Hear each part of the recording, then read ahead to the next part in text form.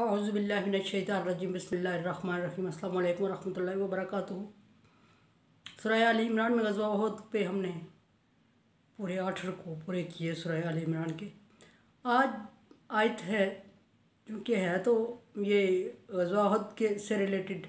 वो उन मुसलमानों को तसल्ली दी जा रही है जो ग़ज़वा में शिकस्त खा चुके थे, लेकिन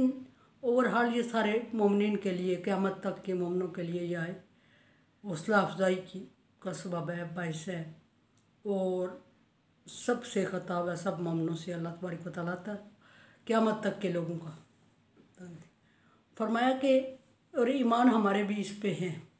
पुख्ता है। फरमाया कि मन इन यंसुरकुमुल्लाहु मन फमन गालिब लकुम, अगर अल्लाह तबारक व तआला किसी काम में तुम्हारी मदद करे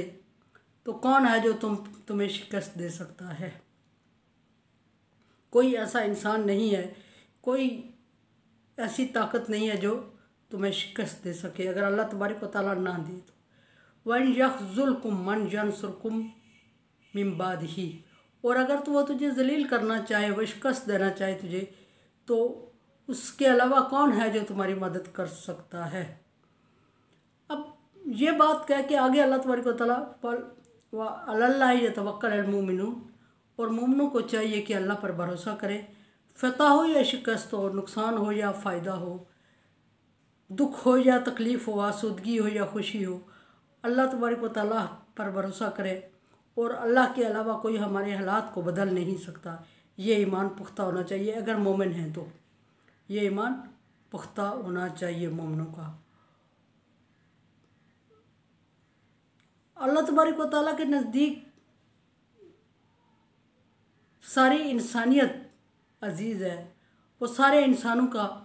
खालिक है, मालिक है और सारों के लिए एक जैसा रखता है। लेकिन चूँकि मोमिन हैं जो ख़ास हैं अल्लाह के लिए और मुस्लिम हैं, उन्हें अल्लाह तबारक व तआला ने अपने लिए यख्तस्सु मन यशाअ, जिसको चाहता है वो ख़ास कर लेता है। इन्हें अल्लाह तबारक व तआला ने अपने लिए ख़ास कर दिया है और ये उसकी ख़ास रहमत के मुस्तहिक़ है। और जब रहमत के मुस्तहिक़ हैं तो फिर उन्हें अल्लाह तबारक व तआला के अलावा किसी और से नफ़े नुकसान की या हार जीत की उम्मीद भी नहीं होनी चाहिए और कोई चीज़ उन्हें खौफज़दा भी ना करे कि अगर अभी हमें कोई तकलीफ़ पहुंच गई है थोड़ी बहुत तो हम खौफज़दा हो जाए और फिर जब तकलीफ़ ख़त्म हो तो उस वक्त हम हशाश बशाश और खुश हो जाए और ये कहें कि हमने अपनी ज़ोर बाजू से तकलीफ़ को दूर किया है। ऐसा मुमकिन नहीं है। माकाना, आगे फरमाया अल्लाह तबारक व तआला, माकाना लिनबीन अन यगुल्ला, किसी नबी के शयान शान ये बात नहीं है कि वो किसी अमानत में ख़यानत करे। या अमानत में ख़यानत से मुराद ग़ज़वा उहद में माल गनीमत के बारे में बात है। कुछ नौ मुस्लिमों ने ये एतराज़ उठा दिया था कि नबी सल्लल्लाहु अलैहि वसल्लम ने अपने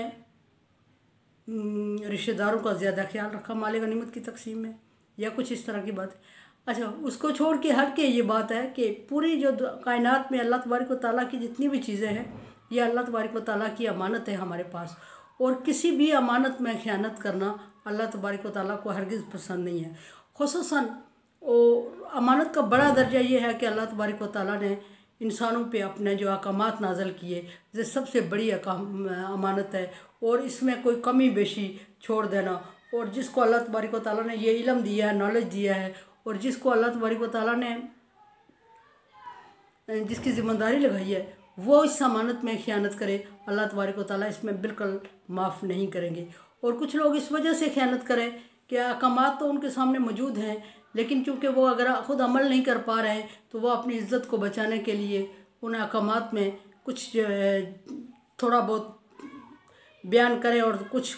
ख़त्म छोड़ दे, तो ये भी बहुत बड़ी ख़यानत होती है, क्योंकि अल्लाह तबारक व तआला ख़यानत को पसंद नहीं करते। और छोटी अमानत का जो छोटा दर्जा है वो हमारा आपस में एक दूसरे के साथ लेन देन होता है। अगर किसी बंदे के पास कोई चीज़ आर्जी तौर पे रखी जाए कि आप इसकी हिफाजत कीजिएगा, कितने टाइम तक आप मेरी इसमें हेल्प करें, ये मेरी चीज़ है इसकी हिफाजत करें, और वो चीज़ उसके पास अमानत होती है और उसको एज इट इज़ वापस करनी होती है जब वो बंदा जिसने रखी है जब वो डिमांड करे। उसमें से अगर उसके पास 1 साल के लिए, 6 महीने के लिए, 2 महीने के लिए, 10 दिन के लिए रखी गई है और वो बंदा उसको अपनी मलकियत तस्वर ना करे और उसमें उसकी मालिक की इजाज़त के बगैर इस्तेमाल में उसको ना लाए, और ये भी मत समझे कि मैं अभी उसको इस्तेमाल कर दूं मालिक की इजाज़त के बगैर और जब वो मुतालबा करेगा मैं दे दूंगा। ऐसा भी मुमकिन नहीं है कि उसकी इजाज़त के बगैर उसमें अच्छा और ईमानदारी का तकाजा ये है कि उसकी इजाज़त के बगैर उसको तसर्रुफ़ में लाए ही ना। और जब उस अगर बहुत ज़रूरत है, कोई इंतहाई मजबूरी पड़ गई है, तो फिर उसकी मालिक की इजाज़त ले और उससे ये बात करे कि अगर मुझे ये चीज़ अभी चाहिए और आपको कब तक वापस चाहिए, उस वक्त तक मैं इसको इस्तेमाल में ला सकता हूँ। इतनी बात करने के बाद वो इस्तेमाल में लाए। ऐसा नहीं है कि उसको बगैर मालिक के पूछे इस्तेमाल में ले आए और जब मालिक वापसी का मुतालबा कर दे और उसके पास वो मौजूद ही ना हो और वो मुख्तलिफ हीले बहानों से इधर उधर टालता रहे और मालिक को चीज़ वापस लेने में तकलीफ़ का सामना करना पड़े, ये भी अल्लाह तबारक व तआला पसंद नहीं फरमाते। वह अल्लाह तबारक व तआला ने अपने अहकामात को भी अमानत रखा और एक दूसरे के साथ लेन देन को भी अमानत रखा, और दोनों अमानत में इन्नल्लाह यामुरु अन यरुद्दु अमानत इला अहलिही, अल्लाह हुक्म देता है कि अमानतों को उनके मालिकों के हवाले करो। और इसी तरह एक दूसरे दर्जे पे आ जाती है, थोड़ा सियासी लेवल पे बात हो जाती है कि इस तरह हमारा जो वोट होता है वो भी कौम की, वो भी हमारी अमानत है, कौम की अमानत है। और उस वोट का गलत इस्तेमाल करते हुए जब हम किसी रिश्तेदारी का ख्याल रखते हुए, किसी बड़े और छोटे का ख्याल रखते हुए, किसी खूबसूरत और बदशक्ल का ख्याल रखते हुए,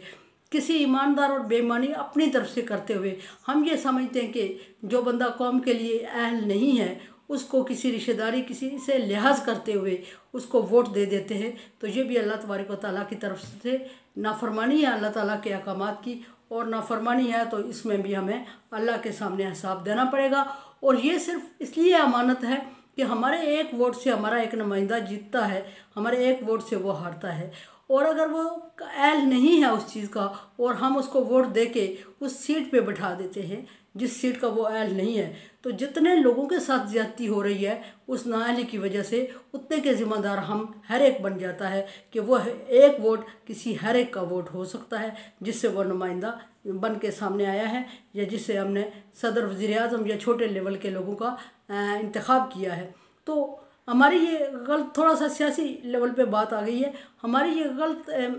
आदत बन चुकी है कि हम अपने ऊपर ख़ुद हकूमों को मुसल्लत करते हैं और ख़ुद भी वोट देते हैं और हर दफ़ा एक नए को आजमाने के चक्कर में हम उसको मंजर आम पे ले आते हैं और पूरा फिर 5 साल उसके पीछे रोना पीटना और उसको गालम गलोच और नाजायज़ बातें करते रहते हैं। ख़ुसूसन जो बड़ा है वो बड़ा है,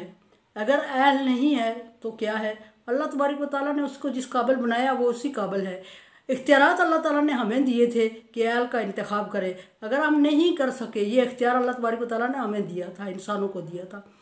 तो अगर पब्लिक को दिया था, अगर हम नहीं कर सके तो ये हमारी नाअहली है, उस बंदे की नाअहली नहीं है। उसके अंदर अल्लाह तबारक व तआला ने क्वालिटीज़ रखी होती हैं और वो उतनी ही क्वालिटीज़ को इस्तेमाल कर सकता है जितनी उसके अंदर है। अल्लाह तबारक व तआला ने वोट देने वाले एक छोटे से बंदे को भी दिमाग दिया होता है और वो भी समझ सकता है कि इस बंदे में आया जिस सीट पे हम इसको बैठा रहे हैं ये इस काबिल है या नहीं है,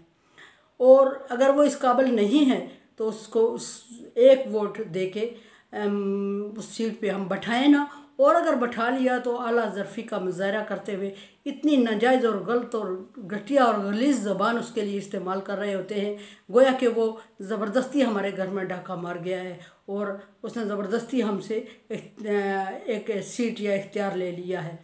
ऐसा नहीं होना चाहिए। अच्छा, ये एक अलग बात है कि हमने उसको इंतखाब किया और वो इस काबिल नहीं निकला, ये भी हो गई बात, लेकिन किसी बड़े को जो बहुत बड़ी एज का है, हमसे ज़्यादा सीनियर है, उसको इस तरह सरेआम खुल्म खुला गालियाँ देना और उसकी इज़्ज़त का ख्याल नहीं रखना, तो सवाल मैं ये पूछती हूँ कि इज़्ज़त आखिर किसको कही जाती है, इज़्ज़त क्या है? कल अब हमने अपने बाप के बराबर एक बंदे को सीट, सदर या वज़ीर आज़म की सीट पे बिठाया, अपने ही वोट से सेलेक्ट करके जो भी हुआ, और आज हम उसको इस तरह की बेहुदा और लूज़ और गलत लैंग्वेज यूज़ कर रहे हैं, जैसे कि एक रोड पे चलता हुआ एक मेरे ख्याल में, मैं समझती हूँ कि किसी एजुकेटेड कौम के लिए ये मुनासिब नहीं है कि इस तरह के अल्फाज किसी एक आम बंदे के लिए या आम शहरी के लिए या अपने दुश्मन के लिए भी इस्तेमाल करे। इंतहाई कमज़रफ़ी और इंतहाई जहालत का मुज़ाहरा कर रहे होते हैं हम।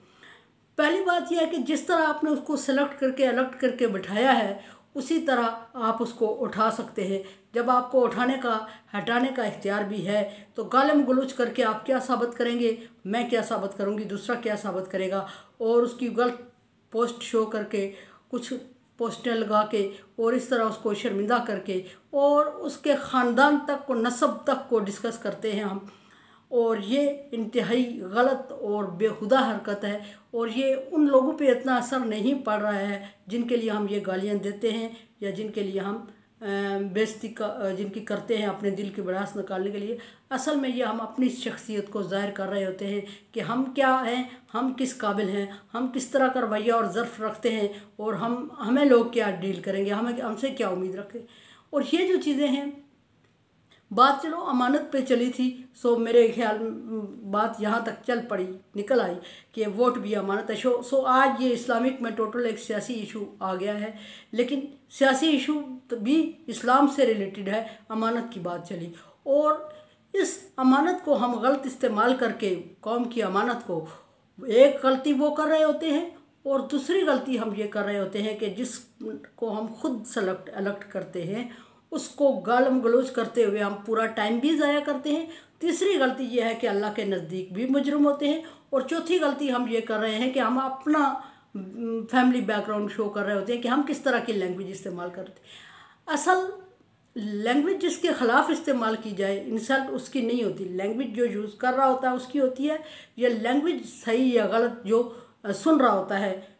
उसकी इंसल्ट होती है। लैंग्वेज जिसके ख़िलाफ़ इस्तेमाल की जा रही है उसकी बेइज्जती कहीं भी नहीं हो रही है। या फिर आप अपनी बेइज्जती कर रहे हैं गालम गलूज करके, गलत लैंग्वेज और उसकी शजरा नस्ब को शो करके आप क्या साबित करते हैं, अपने आप को लोकल साबित करते हैं, छोटा साबित करते हैं, या जो सामने बंदा सुन रहा है उसकी हद तक इज़्ज़त हो रही है। और जिसके ख़िलाफ़ हम बातें कर रहे हैं, इस्लामिक पॉइंट ऑफ व्यू से भी उसका कोई नुकसान नहीं हो रहा है कि उसके गुनाह कम होते जा रहे हैं, और सोशल पॉइंट ऑफ व्यू से भी उसका कुछ नहीं जाता, क्योंकि अल्फाज हमारी एक की ज़ुबान से निकल रहे होते हैं, दूसरे के कान तक जा रहे होते हैं, ना उसकी ज़ुबान से निकल रहे हैं ना उसके कान तक जा रहे हैं। सो उस पर किसी चीज़ का, इनमें से किसी चीज़ का असर नहीं होने वाला। असर होता है तो या कहने वाले को या सुनने वाले को। मैं अक्सर कहा करती है, इज़्ज़त करें, इज़्ज़त लेने का नहीं, इज़्ज़त देने का नाम है। इज़्ज़त लेने का नहीं, देने का है। सो इज़्ज़त जो चाहता है कोई कि मेरी इज़्ज़त की जाए, वो छोटा हो या बड़ा हो, वो दूसरे की इज़्ज़त करेगा तो खुद ब खुद अल्लाह तबारक व तआला की तरफ से भी उसकी इज़्ज़त के दरवाजे खुल जाएंगे। सो आज बात चली थी अमानत की, अल्लाह के अहकामात की, और बात चल पड़ी अमानत आके वोट पे। सॉरी अगर किसी की दिल शिकनी हुई है, और मैं इसको इस्लाम से रिलेटेड समझ रही थी, सो बात निकल आई और इसकी तैयारी में बिल्कुल भी नहीं थी। मेरे चैनल को आप सब्सक्राइब कर रहे हैं, thank you so much. Bell icon को प्रेस कर लिया करें, मेरे लिए दुआ करें, ला खौफुन अलैहिम वला हुम यहज़नून, और like dislike as you like. अल्लाह हाफिज़।